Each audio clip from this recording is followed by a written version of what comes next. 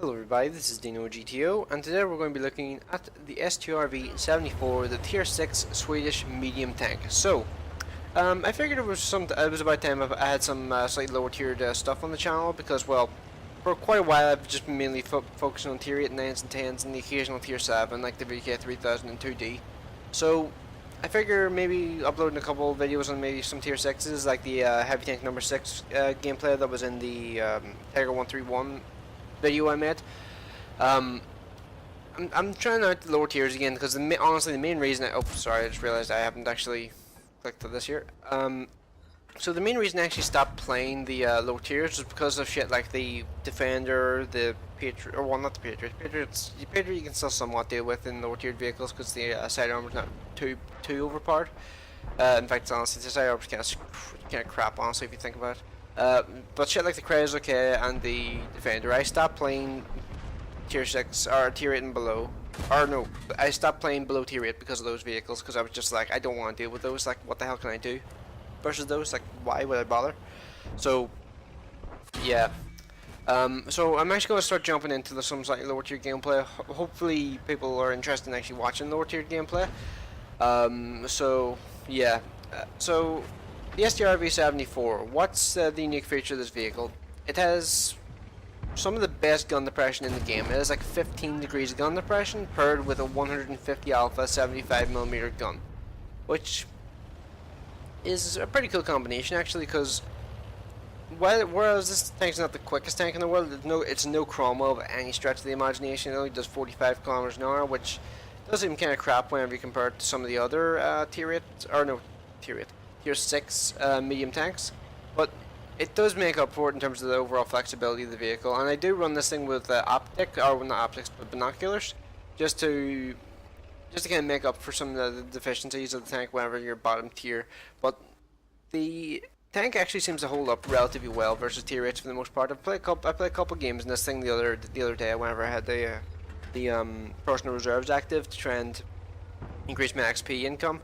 Just because, well, I wanted to get through this thing relatively quickly. I didn't really care much about playing it, but after playing it a wee bit, I actually kind of like it, and I can see why people recommended this tank in the comments of like other YouTubers' videos. I was just looking, I read through the comments and like on most water tanks videos I actually watch, and I'd seen people mention this thing, and I was just like, I played it before, and I was just like, nah, I don't really care much about it. It doesn't seem to be that great, but after playing it a wee bit more, it does seem to be a pretty solid vehicle. The one limitation it does have, though, is the ammo capacity. The ammo capacity is pretty horrendous, because, well, let's just say if you're spamming a lot of shots in this thing, you can definitely run out of ammo.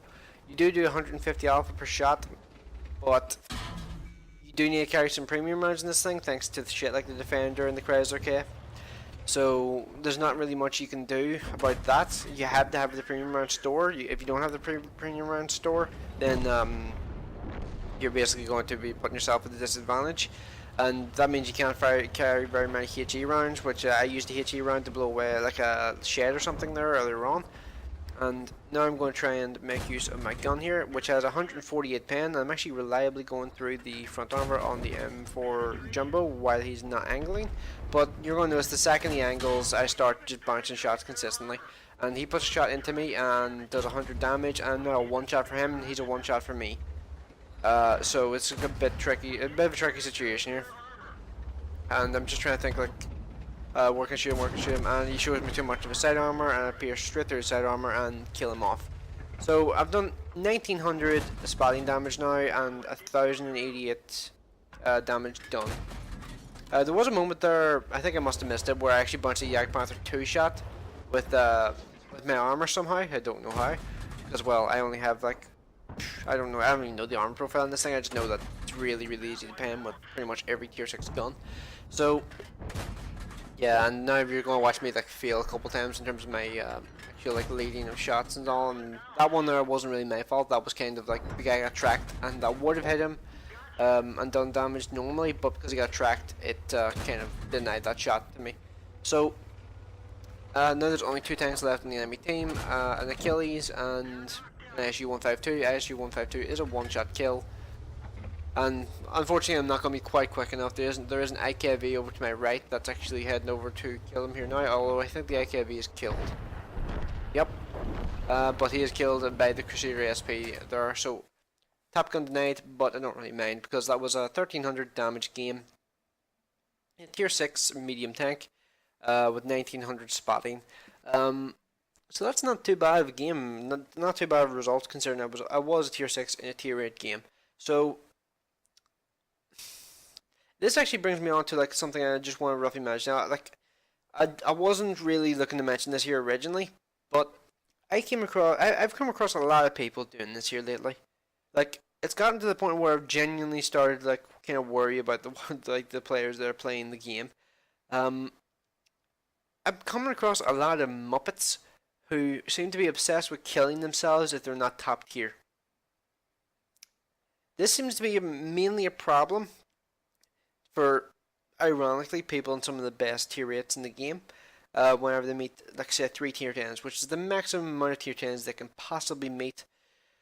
But they decide to be wee bitch babies and kill themselves if they meet vehicles that they don't like fighting. Which is like, oh, I cry every time for you, don't I? Oh, poor little baby has to face tier 8s, or tier 9s and tier 10s. Oh, you don't get stomped tier 6s every single time you play the game. Per you. But I came across a guy in a T26E5 Patriot who literally jumped off the cliff on the D-Day map because he was facing some tier 10s. And the tier 10s were an IS-7.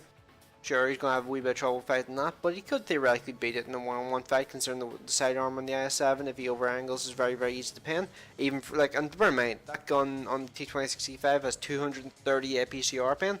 And 268 or something like that there with the premium APCR. Yeah, the standard round and that tank's an APCR round.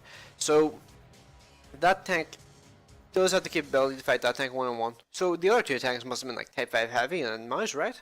If he was going to kill himself. But no. No. The other two tanks were an M48 Patton, which is easily killable for T26E5, and a Grill 15.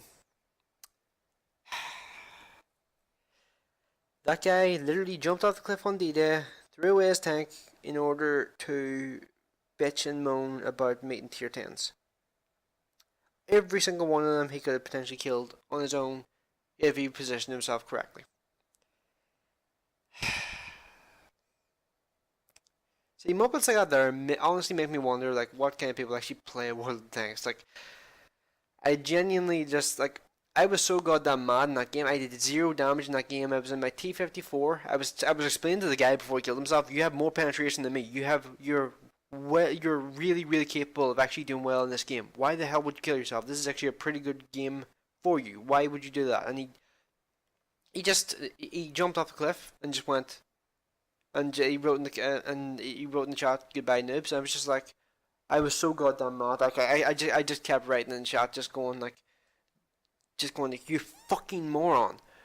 You have more pen than me in my M46 Patton.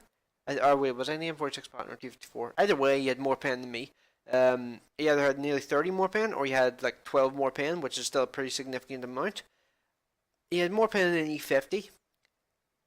He has 230 pen. That's nearly as much as the old school E100 235 pen 150mm gun. 230 pen is more than enough to be able to deal with tier 10s. So, especially those tier 10s. I mean, if he's really that desperate versus the IS-7, just press the 2 key and you'll be able to go through the lower plate like it's butter.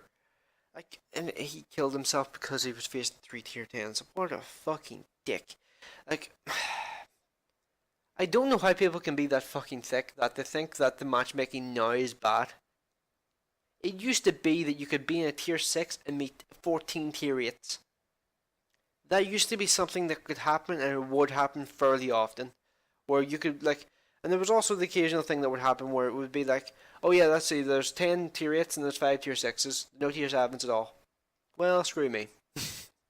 That was something that would happen frequently, and I actually saw less people bitching about the matchmaking when that happened than with the new matchmaking system. I don't know how people can possibly bitch about this matchmaking system because it's so much better than the old one.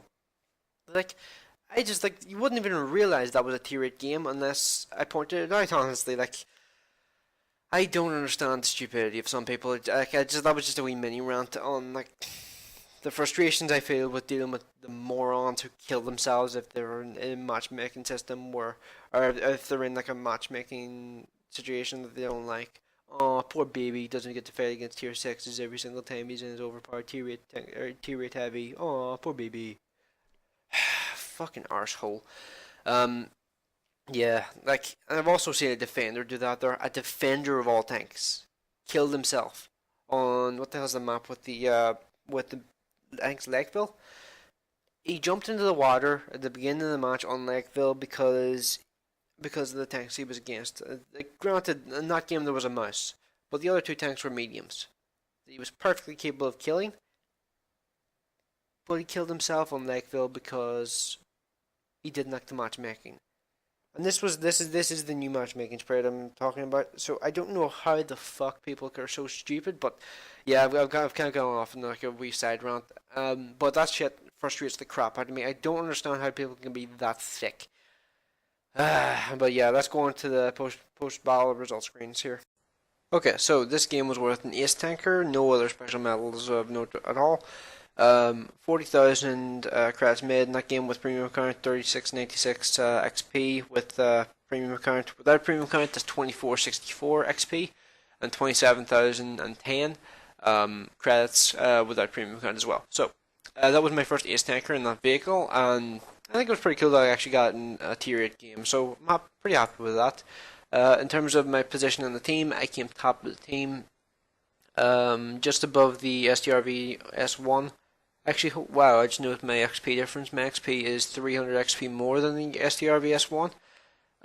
I guess that's because I'm a tier 6 in a tier 8 game, whereas he's top tier, so that's probably the reason why I've had to guess.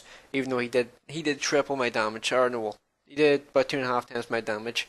But I reckon my kill count also probably factored into the amount of XP I got, because contrary to popular belief, I believe kills do have some sort of XP modifier that they affect your XP in some shape or form. Because I have had games where I've done 1,000 damage more than people, but gotten 2 less kills, and the person with 2 less kills than me, or no, the person with 2 more kills than me got more XP for some reason. So yeah, but that was a tier 10 game, by the way. So 26 shots fired, 19 direct hits, 11 penetrations. That was mainly because of the jumbo and a couple of shots on the Yak Panther 2. 1360 damage total. 480 damage blocked by armor. That's right. That's the shot from the Yak Panther 2 that I had earlier. And 1,896 or 1,886 damage assisted. So that was a pretty quick game and a pretty solid game for the most part. I played relatively aggressively for a tier 6 and a tier 8 game. Honestly, I don't think I realized it was a tier 8 game until I was shooting at the Yak Panther 2. I didn't even notice it. Honestly, like, that's part of the reason why it annoys me so much when people kill themselves. They don't even attempt to play the goddamn game. They just kill themselves because they don't want to have to put any effort into playing the game. They just want to raffle stomp everybody. They don't want to actually put effort into actually winning the damn game. That just annoys me, because part of the fun of this game is honestly like getting a bit of a challenge from like some of the most satisfying moments I've ever had in this game was when I was in like an E75 fighting a mouse and winning, or ST1 fighting an E100 and winning. Like some of that there is like some of those moments are my favorite moments ever in World of Tanks. Hell, there was even a moment where I was in a T44 and I fought an IS7 and won because I was able to permatrack him while circling him, so I was able to avoid his turret coming around to kill me. So some of those moments are my favorite moments ever in World of Tanks. I don't understand why people would literally deprive themselves of those kind of moments just by suiciding at the start of the game. I just don't understand that. So yeah, well, I guess that's pretty much everything I want to go over in this game. So far I think this is a pretty decent tank. Anything else? Is there anything else I really want to go over with this machine? So it's basically just a no armor, slightly slower, on the slower side, tier 6 medium tank, but makes up for it in terms of the versatility of the gun and the actual, like, as far as I remember, the gun handling on this gun is pretty much second to none. The gun handling's epic, as far as I remember. So even though it doesn't use a vertical stabilizer, it doesn't matter because the gun handling is so amazing on the tank. So yeah, I think that's about everything I have to say. So thanks for watching. I will see you in the next one. And apologies for the rant earlier in the video. That was just frustration with people being stupid. Honestly, like I don't understand. I just don't understand crap like literally suiciding at the start of a game because you didn't like the matchmaking. That's stupid to me. So yeah, thanks for watching. I will see you in the next one.